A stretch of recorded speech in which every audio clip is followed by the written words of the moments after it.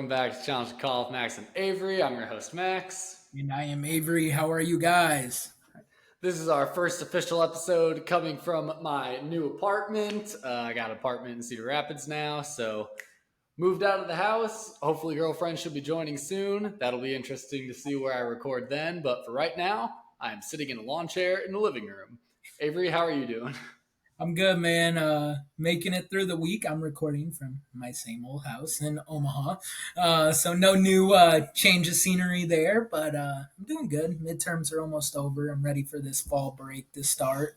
It's been a rough week with schoolwork, but the same old story every single week.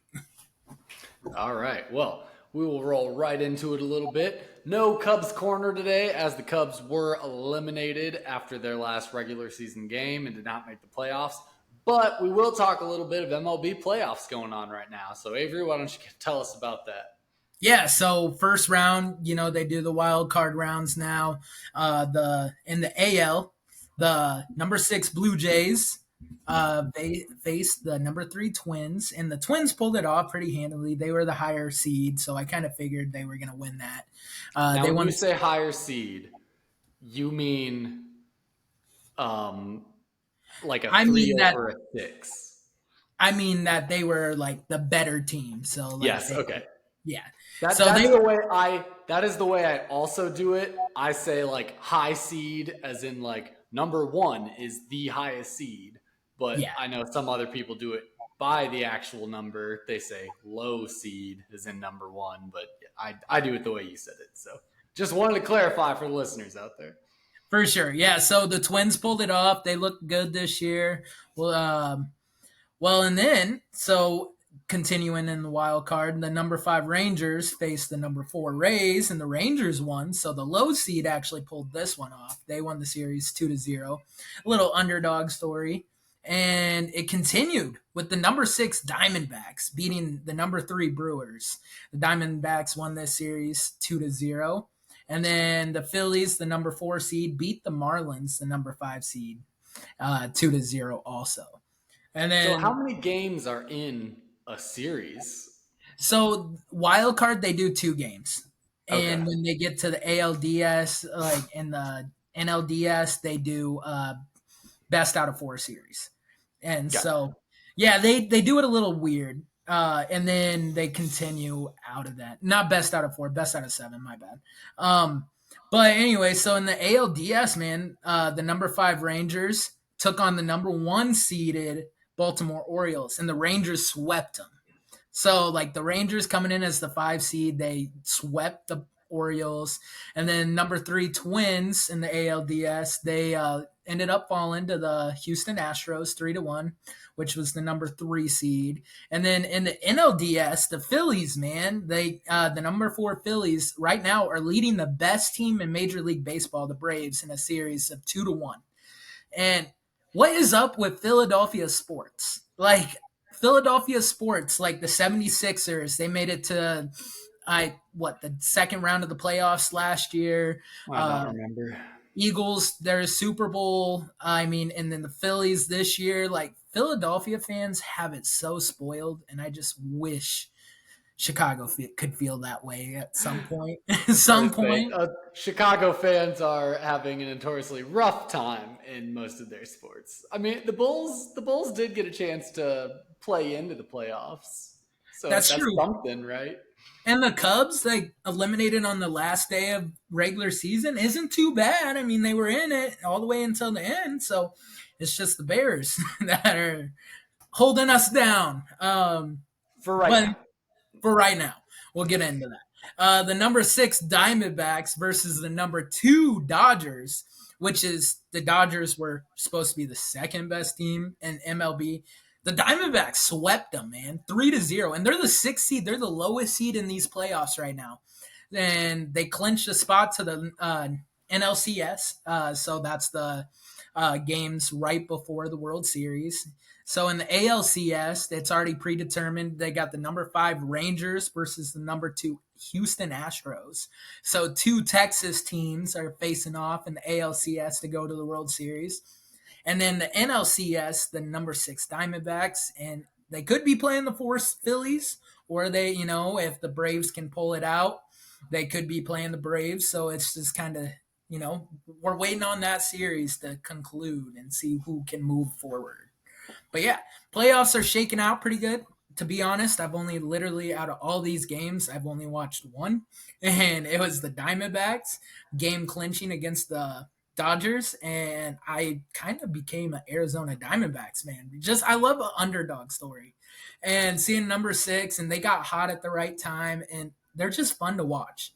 I do like watching an underdog story, especially when it's like when the Browns finally had their first win after Mm-hmm. years. Like I like that kind of under where it's a notoriously low guy that comes in for a season and is like, "Hey, I'm competitive." Almost like the Lions this year, which is why I think we feel for Lions a little bit this year.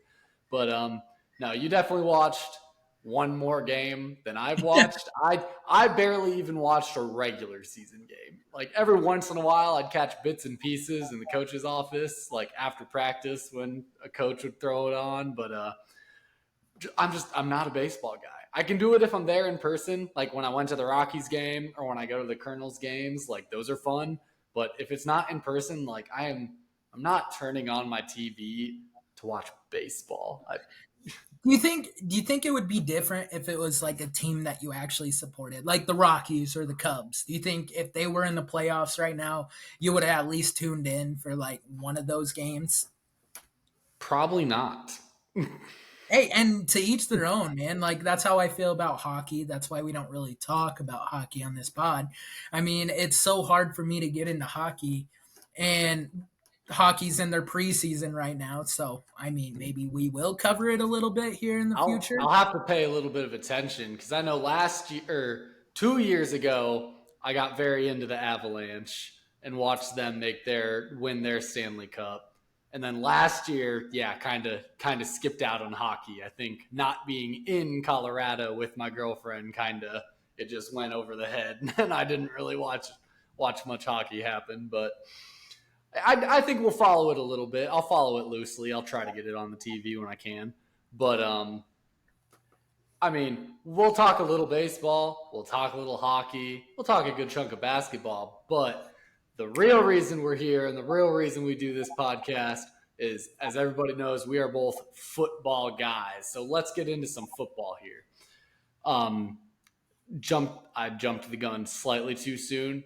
Go ahead and talk about your NBA Okay. trade, and I then was we will like, jump into I some was football. sitting here, I was upset because these are my team. The Milwaukee Bucks got one of the best point guards in the league in Damian Lillard to pair up with Giannis. We let go of Drew Holiday, unfortunately, which is a great defensive player. I love Drew Holiday.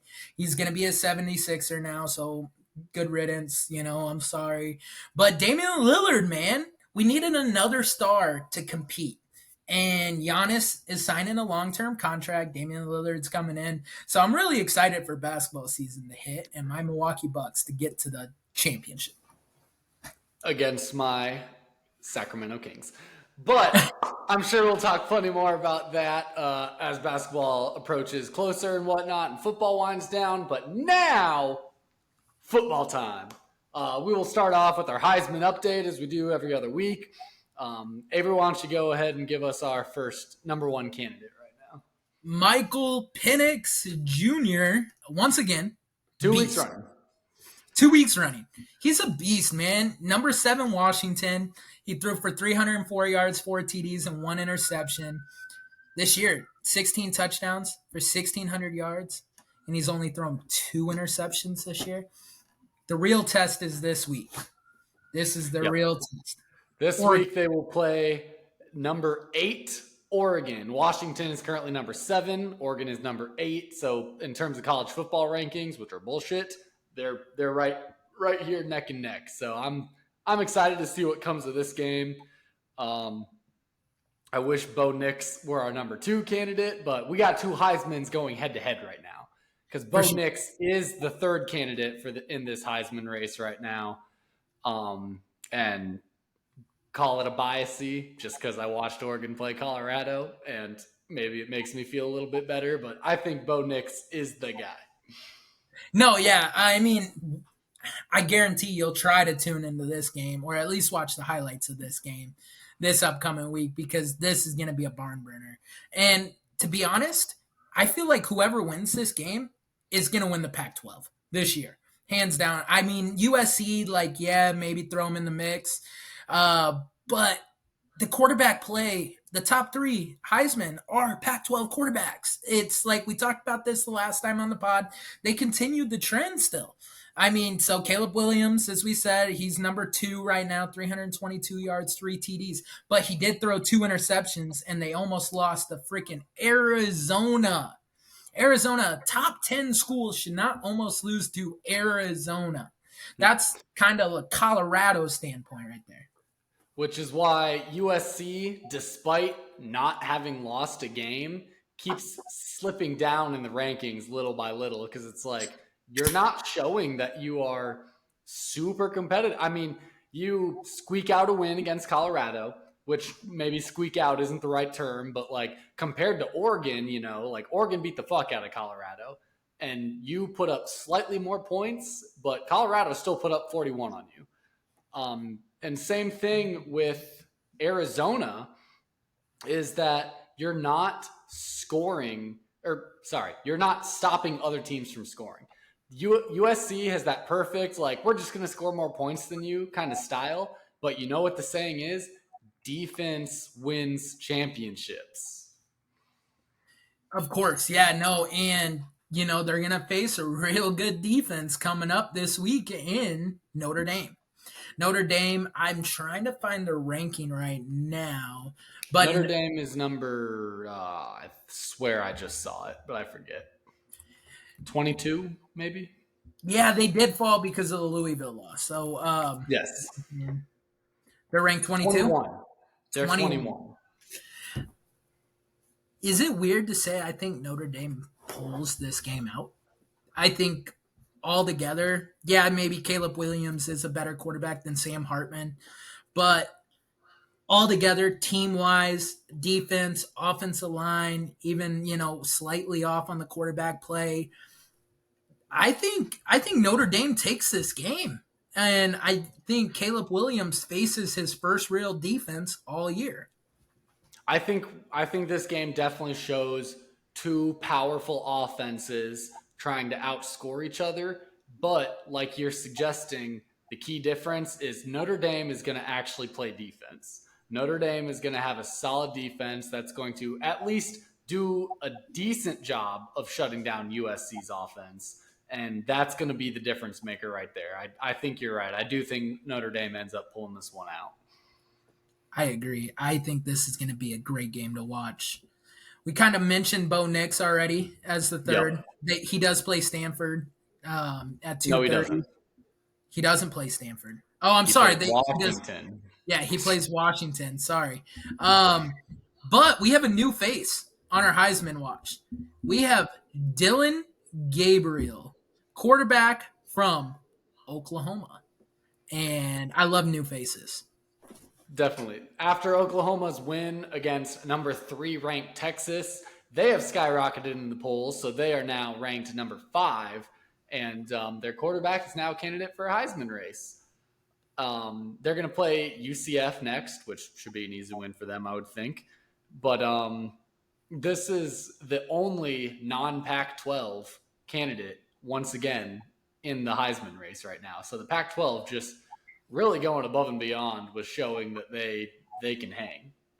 For sure. And like the thing with Dylan Gabriel, man, is he might not be the best passer. I mean, he does perfectly fine for college football, right? But he's also 5'10". Like, he's not going to be an NFL guy. Like, if anything, he'll be late round like Stetson Bennett was last year. Bryce Young? Bryce Young. But look how much he's struggling right now in Carolina. What first-year rookie quarterback doesn't struggle? CJ motherfucking Stroud. That's who. And Brock Purdy, that's another one. Just saying. But anyways, going on, Dylan Gabriel, man, 285 yards, modest passing stats. But the key was 113 yards on the ground. 113 yards, dual threat quarterback, Dylan Gabriel. And the other key thing is he threw the game winning touchdown pass with like 45 seconds left to beat Texas, the number 3 team in the country. So I understand why they're putting him, and he has the stats. I mean, look at his stats: 1,028 yards, 16 touchdowns, 8 rushing touchdowns. That's incredible. I mean, he's playing out of his mind, and he's got Oklahoma in contention for maybe a playoff push this year. Definitely. We'll have to keep eyes on Oklahoma and Dylan Gabriel in this race as things go on, because currently he is on the team that is the ranked highest. As far as the Heisman candidates here go, number 5 is the highest rank of these 5 guys. And that's one out. That's one out from playoffs. You just need speaking of this, I don't know if you want to pull it up or not, or if you just happen to know, who are the top 5 right now? Teams in college football: Georgia, Michigan. I don't know who 3 is. Ohio State, and then Oklahoma. So yeah, it's Georgia, Michigan, Ohio State, and actually Florida State, and then Oklahoma.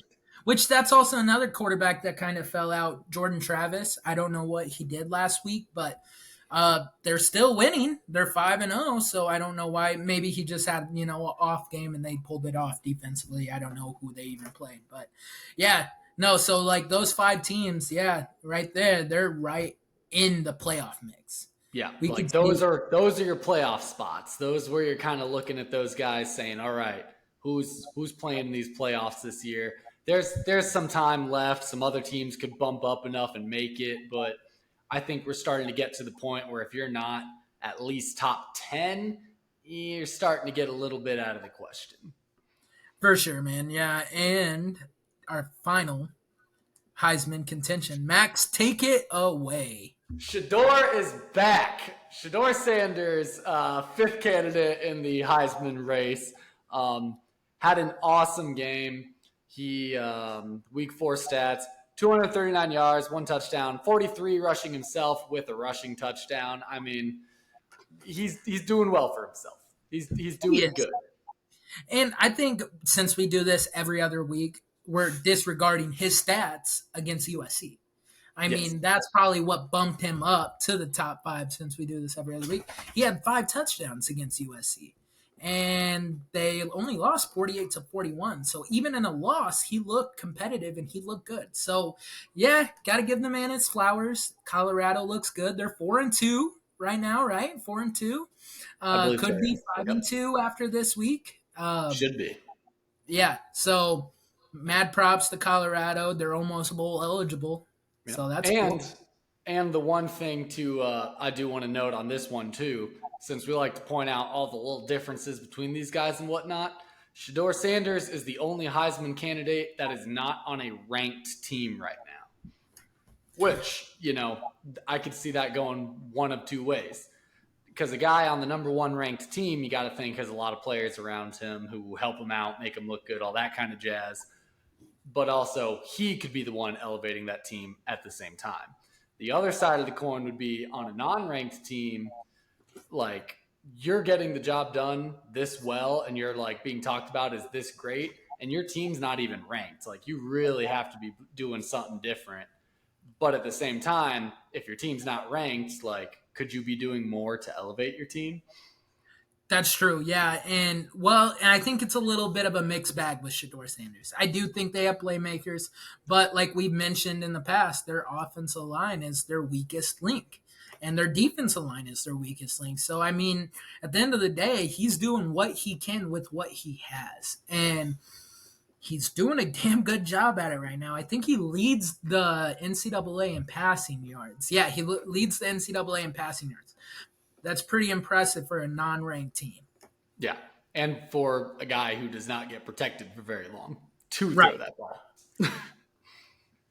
But, yeah, just another thing kind of random I know I saw. Did you see Deion Sanders' speech to the team? I know he just gave accountability speech to the team that really, I just saw it earlier today, just randomly on TikTok. But I really, really like the message because I think the team, how we were talking about, there's playmakers and playmakers of egos and just all the crap they were doing at Oregon before the game and talking shit. You can't back it up. I don't know if he was specifically addressing that, but his message to them was pretty much talking about him having to harp on them to like show up to lifts or be on time to Yeah, practice, etc. Like, did you see that speech at all that he gave? yeah. What's your plan? Yeah, Yes. yeah. It was a good speech. Uh, Dion is a great motivator.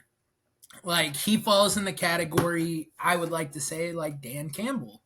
Like you got to be a great motivator. He's not just a football X and O guy. He's a leader of men, and it shows with that program. He's building, and a lot of people say I wouldn't want my son to go play college football there. Why not? Like that's what I want. Like I want people to know why not because like he is a great motivator. Like he's keeping your kid accountable. He's making sure they don't get a full head of themselves.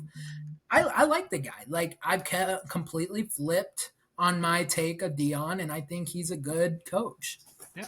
And I mean, there's so many worse places you could go. Like, you watched the Swamp King or whatever, the Florida Yeah. Gators document. Like, granted, they won championships, but at the same time, did you see like how Well, awful they were? Not treated per se, but like they pushed themselves to the near brink of like they had some there were players that came out of there literally psychologically screwed up. yeah, and you mentioned Urban Meyer and the Florida Gators, but even right now with current coaches, Nick Saban is a tough ass motherfucker on his kids that plays for Alabama. Yeah, of course they win championships. You know it does work, but even going on the NFL side, Bill Belichick, how's that working out for the Patriots this year? Like that hard nosed type of coach does not work right now in the game of football, regardless of any level. I mean, I think there's a time and a place for it, but you gotta build someone up, but you gotta be able to tear someone down, but you gotta be able to build the guy up too. Like, Definitely.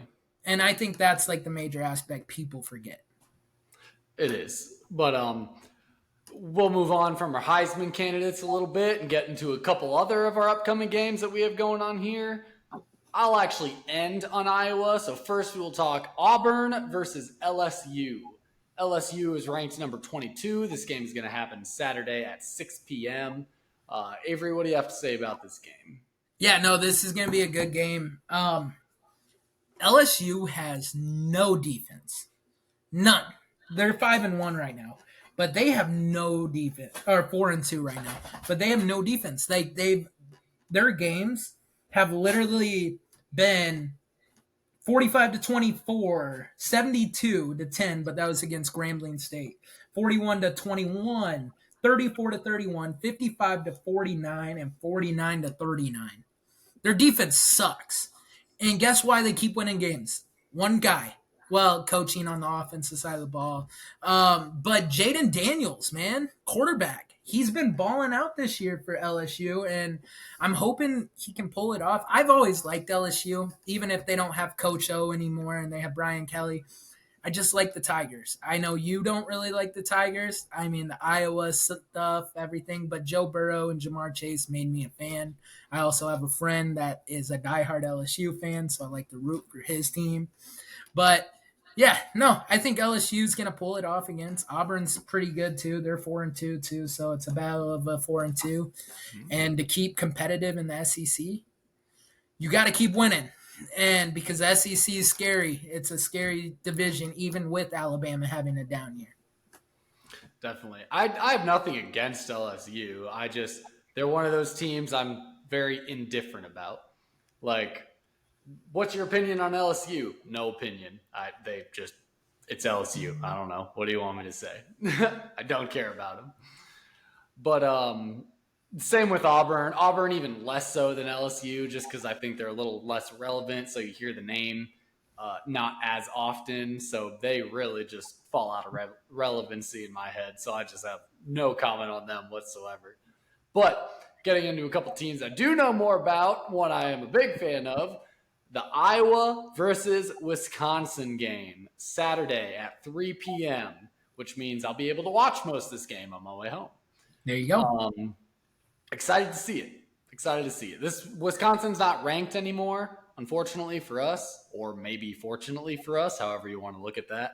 But this is still a really, really big game as far as the Big Ten West is going to go. For sure. Is it crazy to say in week 6 this could be the game defining whoever wins the Big Ten West?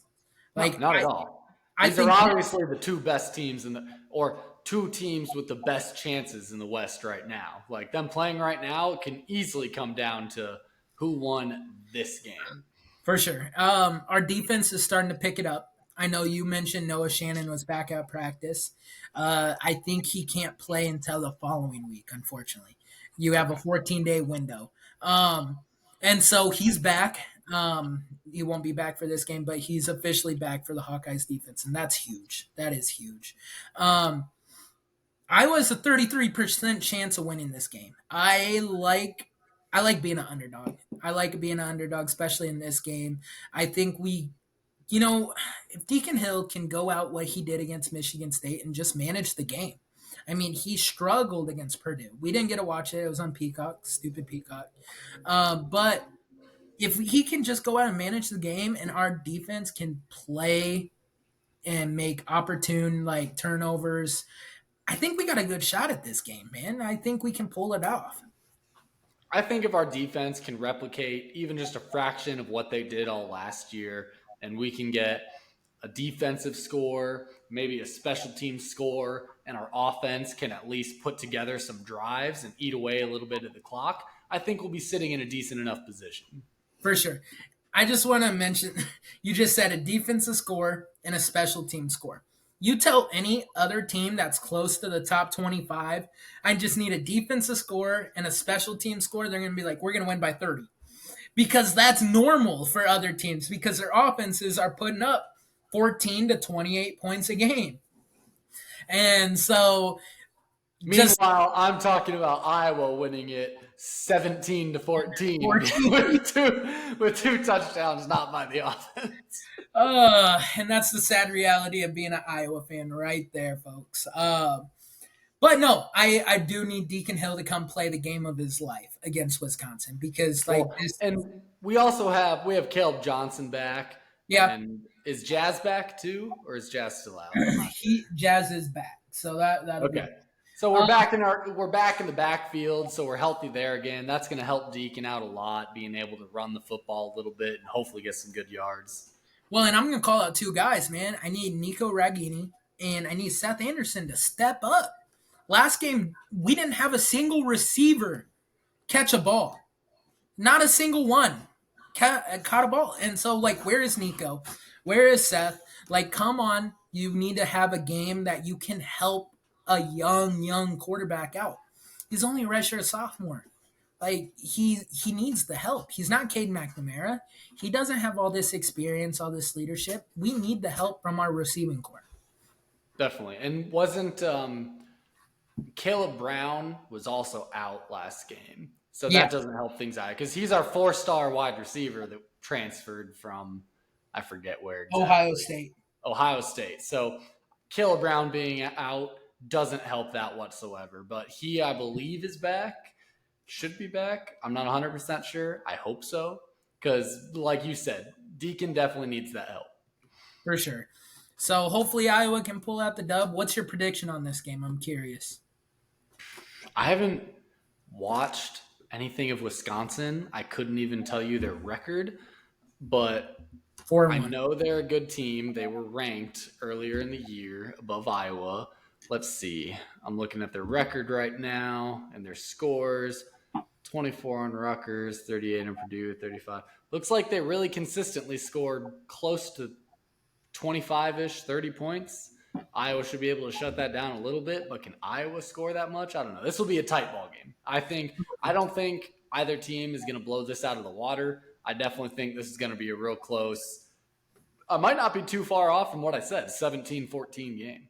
Yeah, and Luke Fickell, first-year head coach for Wisconsin. So, to be honest, I think they do have the coaching advantage, especially with Brian Ferentz still around. Also, I want to mention he's at 21.8 points for the year right now. So, he might not make his cutoff, but he also is close to 8 wins, so he might, He'll Um, get the 8 wins. He'll yeah, definitely get the 8 wins, but as long as he doesn't get the points per game, which I don't think he's going to because the competition's only getting better. yep. This game shows the competition's getting better. So Um, but I guess that's all I really have to say about Iowa. Anything else? no, go Hawks. Let's hope All we can. right. With that, then we will move into the NFL. We already talked about the games that happened. The Bears finally got their first win, thankfully. So we'll go straight into recapping the other games after Thursday night. So all the Sunday and then the Monday games. First one to mention Jaguars versus Bills. This game is a little bit controversial right now because the Jaguars did win it 25-20. And a lot of people are arguing that it is only due to the fact that the Jags stayed in Europe for 2 weeks prior to this game, and the Bills did not. What's your opinion on that? No, I agree with those guys. Like when the Jags were there for 16 days and you get to play, you get accustomed to the time change, you get used to that type of standard. Of course they're going to be better, at least starting off. And it looked like the Bills didn't wake up until the last 2 minutes of the game. They were down 25-13, and they ended up pulling it up, and it was 25-20, and Josh Allen had a shot to win the game through an interception. But Trevor Lawrence, he looked good in this game. I think that has a lot to do with it. They live and die with their quarterback. I mean, you can tell Trevor Lawrence and Doug Peterson are the heart and soul of that team. If he has a bad game, the whole Jacksonville Jaguars, even on the defensive side, has a bad game. But if he has a good game, they come out ready to play. I agree and I disagree with parts of it. And I don't know if it's more so that I disagree with parts of it per se or the decision making by the Bills because they didn't leave. They could have left earlier than they did.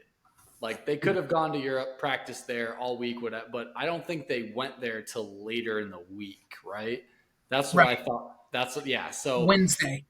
yeah, so that's on the Bills right there. Like I agree with the sentiment that sure, I'm a very big believer in like habits and what you're used to and doing all of that and everything, which is why if I worked for the Bills at all, I'd be like, we need to go now. Let's get there. Why the fuck are we waiting till Wednesday to start that clock adjustment? Like this game is happening on Sunday. We want more than a few days for our bodies to normalize to that kind of thing. And then also at the same time, a part of me, as big of a believer in that stuff as I am, I think it's a very minimal kind of difference. Like it can be a difference maker, it can be a little bit of a game changer, but I don't think it's that wild of a difference maker that like professional athletes playing football like they do every day, like they get paid to do. I don't think it makes that huge of a difference. Because I mean, it's not like you play the same time anyway. Like you play Sunday afternoon, you play Sunday Thursday. night, you play Monday night, you play Thursday night. Like your body gets used to something of a changing the time that you play from week to week to week. This isn't necessarily that wildly different. No, and I do agree with that. I mean, it isn't. And so, like, but at the same time, I just want to mention this off script a little bit. Jaguars, like I think they're moving to London within the next couple of years. I think we're gonna have a team in London. They're the most played team, NFL team that plays in London. They have a huge fan base in London, and I think the Jacksonville Jaguars are gonna be moving out of Jacksonville, and they're gonna relocate to London. How would Which that look? that's going to cause a whole new slew of like Um, flying back and forth. Like you're playing here, you're playing there. Like teams are going to you, you're going to like that is going to be a crazy look. yeah, imagine the 49ers playing on Sunday night and then have to fly on a Thursday to London to play the Jaguars. The NFL wouldn't do No, but still, like that. that aspect, like that's insane. But yeah, so I mean, I guess go Jags. They're a frisky team. I like them. I mean, I've always kind of liked Trevor Lawrence. I've always said this. I want Trevor Lawrence to be good. I just want Justin Fields to be better because they came in the same draft class. I want Trevor Lawrence to be good and Justin Fields to be better. But Definitely. The Jags are on the up and up. They've been looking a little bit better each year as they've had Trevor Lawrence kind of building that team. I think eventually they'll get there. I think eventually they'll hit a decent enough stride. Like they'll be a good competitive team to be going against. But another team that has already hit their stride and is doing great things, the Lions played the Panthers, currently winless, still winless, as the Lions won it 42-24. Lions look good. Lions look really good. this could have been a trap game. Like I mentioned this on the pod last week. This could have been a trap game. But the Lions came out and they handled business. This is unlike any other Lions team in the past because if they would have started this hot, they would have dropped this game against the Carolina Panthers. They would have overlooked them. They would have dropped this game. But they didn't. And Jared Goff looks like a top 5 quarterback in the league. I would put him at top 5. Like the way he's playing this year, he's a top 5 quarterback. And I think the Lions are the third best team in the NFC right now. I think the Lions as a team, their personality, like they're not sleeping on anybody. I think they understand far too well that you don't sleep on another team. Otherwise, you put yourself in those trap situations. I think as a franchise, they've learned from those kind of mistakes, and they're all guys. And Dan Campbell is just the kind of guy who preaches that hey, we're going to take every team seriously. We're going to do our prep. We're going to go through and like practice like we're practicing for the best team, like we're practicing for the Super Bowl. We're going to play every team like we're trying to win the Super Bowl. And that's what they came out and did. And they beat the Panthers. Not that the Panthers are anything special right now. They're actually struggling very much. But you think the Panthers are going to win a game at all this season? They have the Bears week 10, so there's a possibility in that game. Hopefully not, but yeah, they. I think they'll pull one off against some team. Uh, the Saints are in their division. They don't look good. They still have to play twice this year. I think they pull it off against some team, but like I think they go 1-15, 2-14, something along those lines. That's kind of what I see the Panthers record. I would agree with that. I think it's very, very hard to go winless in a full NFL season. Like, even the Texans last year won a game. Like, let's be real. For sure. Also, do you know what Dan Campbell's coaching record was after his first 2.5 years in the No. NFL? 4-18. You know what Matt Eberflus's coaching record is in the first 2.5 years? 4-18. 4-18. Just saying, a coach can turn it around too. We'll see. Well, I mean, I'm not let's saying. let's keep our fingers crossed for that one then. But another game we have, maybe a little bit better game, so we thought. Eagles versus Rams. Eagles ended up pulling this one off 23-14. Not wildly surprised by that. The Rams are decent, but they're definitely not the Rams of Super Bowl contention that they used to be. And the Eagles, coming off of a Super Bowl win, look like they are still getting the job done. They are still very much hot. For sure. Yeah, no. One, the Rams looked good in the first half. They were actually up 14-0. So, I mean, the Rams did look good. Cooper Kupp was back in this game. He had a great game coming back. Of course, Puka Nakua didn't have as well of a game. I mean, he still had 71 yards. 7 receptions, 71 yards. That's not bad. But Cooper Kupp, he had 8 receptions for 118 yards. But yeah, no, Philly does what Philly does. They close out games. And it might not be the prettiest. And it might not be, Jalen Hurts might not look the best. He did not look the best in this game. 2 interceptions, 1 TD. But he's still Jalen Hurts. They're still the Philadelphia Eagles. And you got to respect them. And I think they're the second best team in the NFC right now. Number one being? Our next game, the Cowboys versus the 49ers, the number one in the NFC, the San Francisco fucking 49ers. How could 42 they not be? They are, demolishing. yeah, they look great. In typical Cowboys fashion, they could not keep the win streak rolling. 49 came in, and 42-10 is quite the NFL score. I mean, it's no 70-14 or whatever the hell the Dolphins beat the Broncos by, but still, as far as NFL games go, as far as professional football, if you're putting up 40 points and another team is barely breaking the double digit barrier, that's sad. And you want to hear something crazy? Brock Purdy, 17 attempts or 17 completions, 24 yards, 252 yards, and 4 touchdowns. A QBR of 152.8. Is this guy an MVP candidate right now? I He's don't tied know. in I don't passing. know if he's MVP candidate per se, but he is definitely he's a top 10 quarterback, no doubt. This is a huge argument at work right now. One of the 49er fan coaches at work is I don't know if he's genuine about it or if he just says it to piss one of the other coaches off, but he talks about all the time Brock Purdy's the number one quarterback in the NFL. Other coaches, no, he's not, blah, blah, blah. He's good. I'll give him that. But they argue about it like all the time. And every time I hear it, I'm just like, I like Brock. I don't know if he's the best, but I like Brock. Our boy George Kittle, 3 receptions, 67 yards, and 3 TDs. What a night for George Kittle. What a weekend for Iowa tight ends.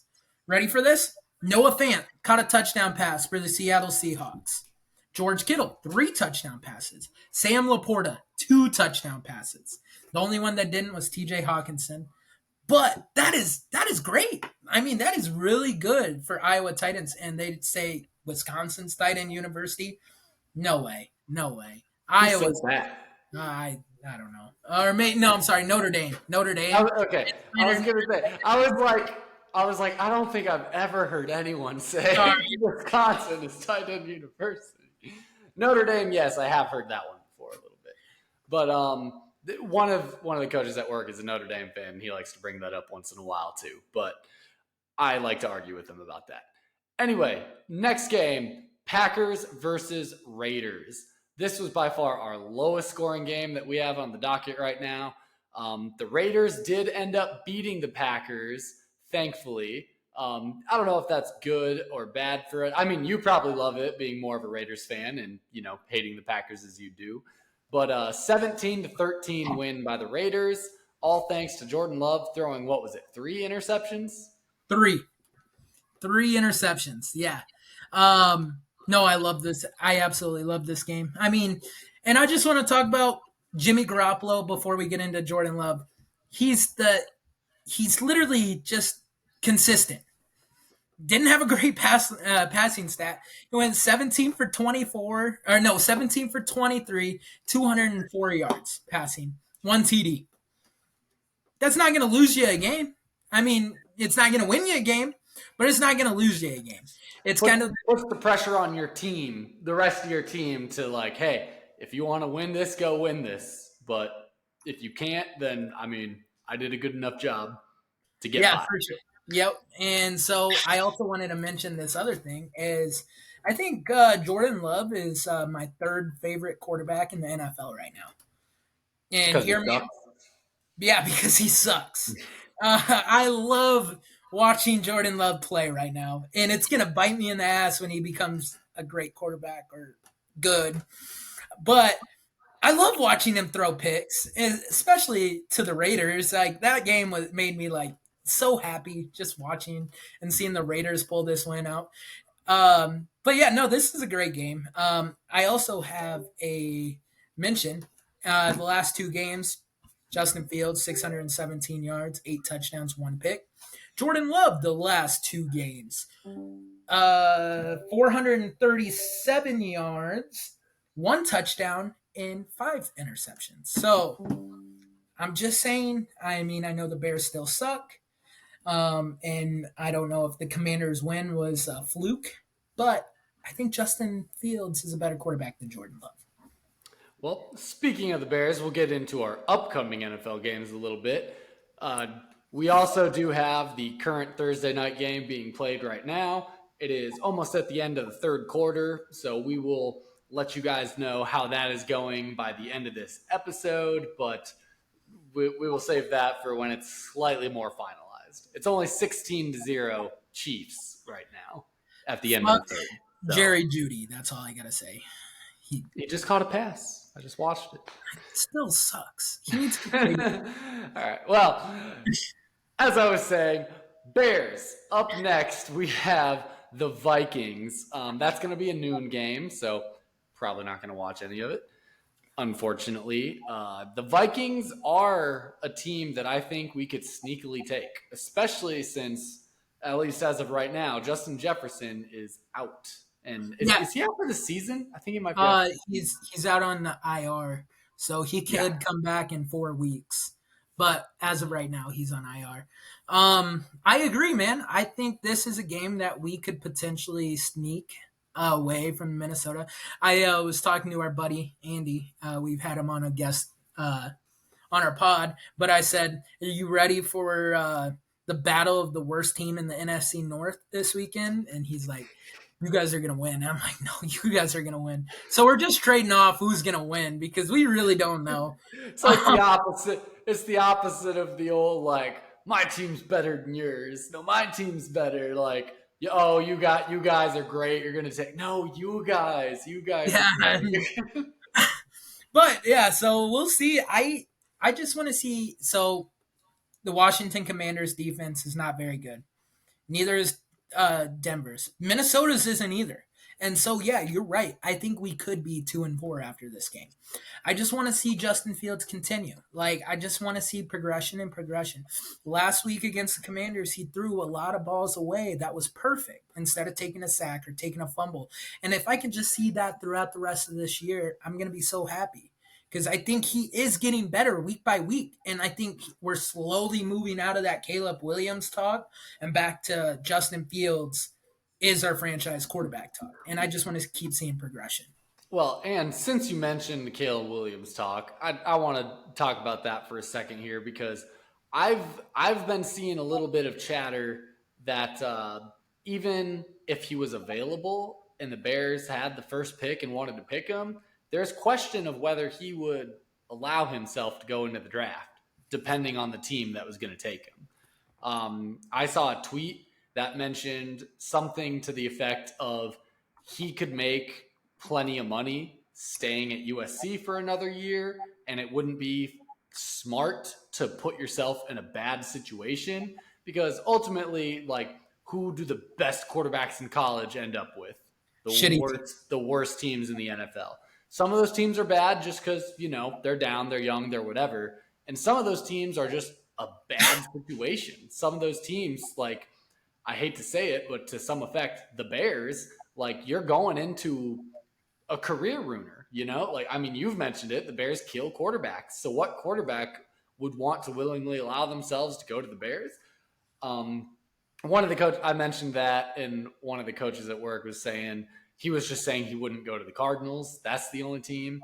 But I've also seen a tweet where he said, I will go to one of these teams. And it was like only a 7-team list. And the Bears was not one of them. 5 teams, actually. 5 teams. The Cowboys, the Raiders, the Vikings, the Giants, or the Niners. One, he's not going to the Niners. Yeah. And I guarantee Jerry Jones is not moving off Dak Prescott anytime soon.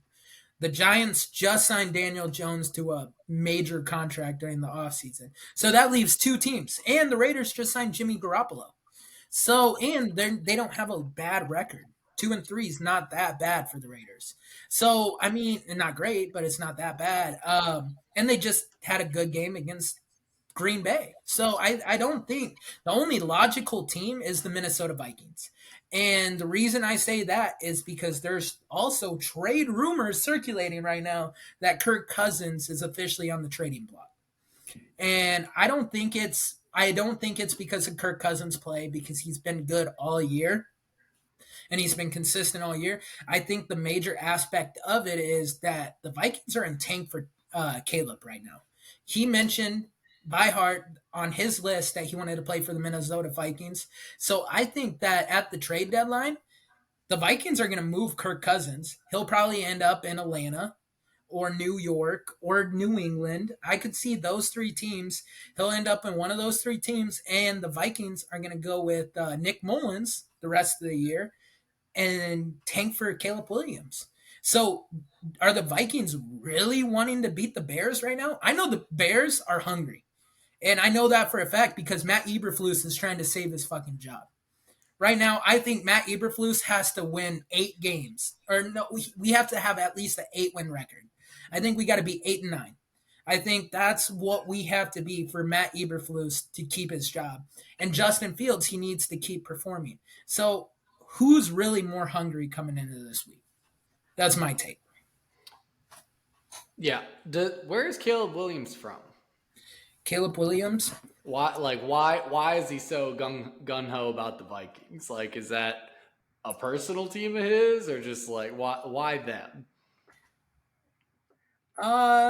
He is. Because that one just doesn't really make a ton of sense to like. If I were trying to pick a team that I wanted to go play for or something, like it definitely wouldn't be the Vikings is like my top. Oh, I want to be here. You know what I mean? Uh, Washington D.C. So yeah, why the Vikings? I don't know, but I mean, maybe it's because they have a decent track record with NFL quarterbacks. I mean, they have. I mean, they haven't been terrible. Like Kirk Cousins is a good quarterback. Prior to Kirk, I mean, they kind of had a mixed bag with Case Keenum, But at the same time, like the Vikings, they're not known for ruining quarterbacks. I think he just doesn't want to go to a team that might ruin him. But because Which is what he said or what he's talked about is not right, going to a bad situation. for sure. And I think that's because all those teams on that list are teams that have a veteran quarterback for a long time in the last 15 years. I mean, the Raiders, Derek Carr. I mean, the Giants, Eli Manning. You got these type of teams that have stuck with their quarterback, brought talent around them, made it to the playoffs. They bring players around them. I don't think he wants to go to the Cardinals because they don't do that. The Bears, they don't do that. Like, he doesn't want to go to the Titans. They don't do that. Like, those three teams, like, we just ruin quarterbacks. And so I think that's a major aspect of why he said what he said. Well, come draft time, that'll be very, very interesting to see. One, who are the top 3 picks in the draft? And two, will Caleb Williams be going into the draft, or is he going to stay at USC potentially if he doesn't like his situation? Only time will tell. But getting into one of our next upcoming games that we have here to go back on track, Lions versus Bucks. This one will be a Sunday afternoon game, and personally, I think the Lions are taking this one. They've been looking too good, and I really don't think the Bucks are all that. Okay. I said last week the Panthers could be a trap game. This could be a trap game for for the Lions. The Lions are 4-1. The Buccaneers are 3-1, and Baker has looked good.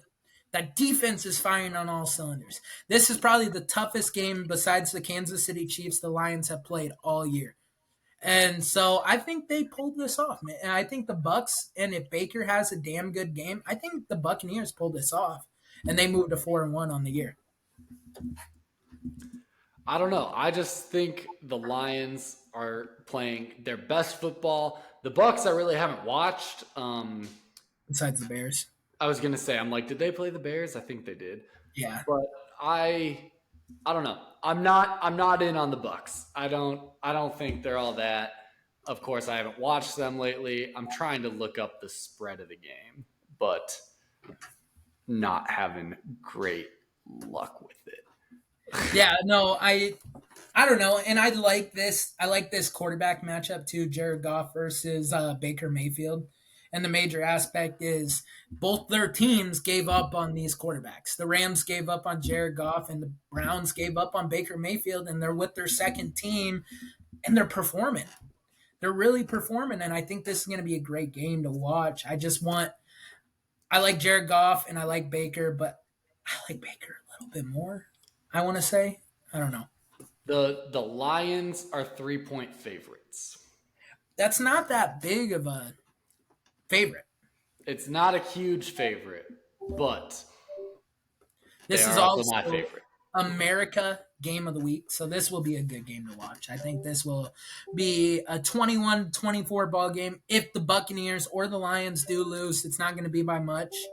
It'll be coming down to the last second of the game, and I think it's up in the air who pulls this off. Definitely. This one could easily be a coin flip, and it could come down to the last second. This could potentially be an overtime game. I'm expecting a close, thrilling game. Afternoon games, sometimes I can catch some of those toward the end, normally not a lot. So I don't know if I'll be paying that close attention or if I'll really be able to watch much of it. But I will be able to watch Giants versus Bills, which will be our Sunday night game. Do I want to watch that game? But Well, I let could. me let me give you something exciting for this game. Josh Allen is going to be facing his former offensive coordinator and Brian Dable. So I mean, maybe that'll be cool, seeing Josh Allen versus Brian Dable. The Giants are a dumpster fire. I mean, they have the same record as the Bears, but I feel like the Giants have lost a lot bigger games than the Bears have, like at least by the amount of points. But I do expect the Bills to come in and take care of business, especially after the Jaguars lost last week. They're going to come in pissed off. Josh Allen's going to have a day. So it'll be exciting to watch. Definitely. And think about the reverse of that time change. They're going to be so well rested now. Yeah, no kidding. So much extra sleep. Oh, man. But But Monday night will be interesting. what? Monday night will be interesting. Monday night will be interesting. Cowboys versus Chargers. Are the Chargers making? What are they? Are they making much wake this year? 2-2. Justin Herbert is coming off a fractured hand, not Mm. his throwing hand, his left hand. Um, and the Cowboys are coming off a ass beating. So I don't know. This is going to be a season determining game for the Dallas Cowboys right here. They either come out and take care of business against the Los Angeles Chargers, or they crumble and they start this downward spiral of not being that great. And And that's definitely there's two routes you can go. You can go the route of, like you said with the Bills, they're going to be pissed off. They're going to want another win. They're going to come give their fullest and go gun ho. The other approach is kind of like you mentioned. They could be like, oh, got our asses handed to us by the 49ers. Just another year for us, like we're nothing special. Like they could get so down on themselves that they pull themselves down, like you said, into that spiral. I don't necessarily hope that's the case. I don't want that to happen. Do I think they're all that? No. I said it before the Niners game. The Cowboys are the Cowboys. But this could be a decent game. Depending on whether they decide to come and play or not, who knows? But I think one way or another, this game will be a decent watch. for sure, and the Chargers, they are coming off a bye week. So they had a really early bye, one of the few teams that have this early of a bye. So maybe, that's kind of perfect because Justin Herbert got hurt in the week prior. So having him 2 weeks rest and maybe he'll be ready to go. Who knows? I mean, right now he is stated as active for the game, but how much is that non-throwing hand going to affect him? It's going to affect the snap. It's going to affect the ball placement because of like trying to get the hands on the ball. I'm nervous, man. It's going to affect handoffs. I think the Cowboys win this game because Justin Herbert's not 100%. If Justin Herbert was 100%, the Chargers win this game. Well, we will see. The Chargers I haven't watched a single game of this year. The only Cowboys game I've watched was their loss against the 49ers, so I couldn't tell you who I'm expecting to do what.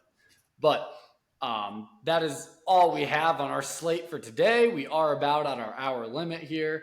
So real quick, before we leave, we will recap what we have so far of this Chiefs-Broncos game.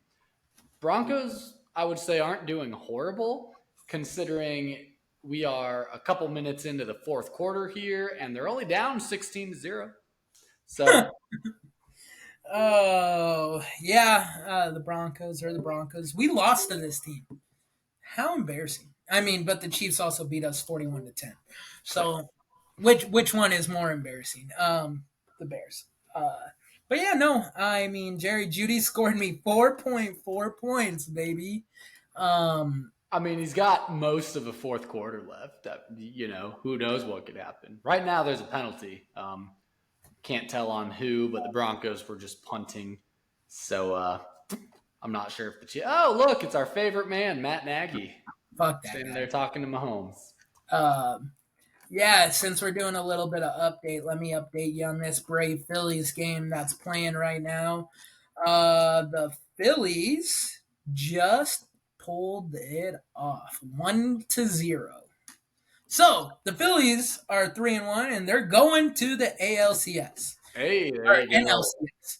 So Philadelphia, you get to be a happy sports city once again with another conference championship appearance. Shout out to Philadelphia. But I think that's all we have for you guys today. We will do this again next week, hopefully on Thursday, as we normally do. We'll see. Hopefully. You never know with our schedules the way they are. But Avery, go ahead and sign us off. Follow us on TikTok, guys. Like, subscribe, Instagram, YouTube, you know the deal. And all I got to say is go Hawkeyes and bear down.